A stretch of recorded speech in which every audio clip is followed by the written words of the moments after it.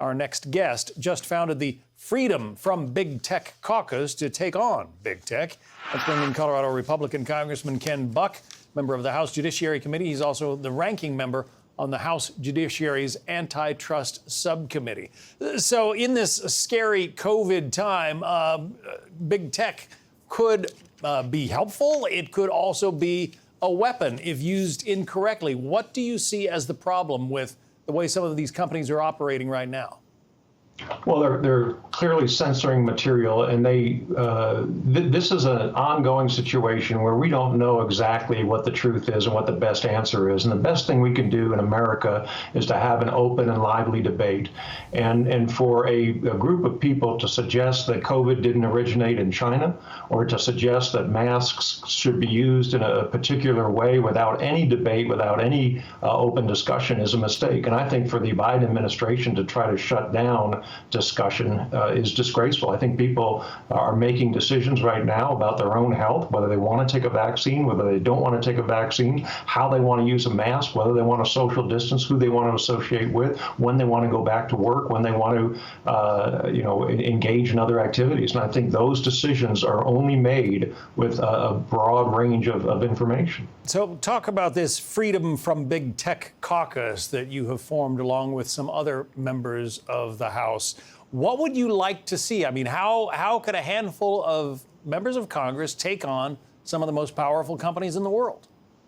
What I'd like to see is I'd like to see our antitrust laws enforced. I'd like to see our antitrust laws updated. I'd like to see 5 Googles and 7 Facebooks and 9 Twitters. I'd like to see competition in the marketplace. These companies have eradicated competition. We need to make sure that we level the playing field and let the small players get a foothold and make sure that they are able to compete so that we don't have the kind of censorship. When we look at cable TV, newspapers, talk radio, we don't talk about censorship. We may have bias from one side or the other, but we don't have censorship. And only a monopoly can censor, like Facebook and Google and Amazon and Apple. And we need to make sure that those companies have competition so that that information about whether it's COVID or a presidential election or other issues get out before the public. But not to be defending of Facebook, isn't one of the appeals of, for instance, that operating platform that I could go online, I could join Facebook, and I can reach anybody anywhere in the world who is also part of that platform? If you break it up, doesn't that ruin some of the allure? Well, I'm not talking about breaking up. I'm talking about allowing competition. And you can also email anybody in the world right now because we have a number of different email options, and we should have a number of different Facebook options. And when that happens, it actually makes the marketplace stronger because you don't have one group deciding what is politically correct speech. All right, let's talk about something else, the infrastructure package that is working its way, we understand, through the House of Representatives. Here's what Nancy Pelosi had to say about it a little bit ago.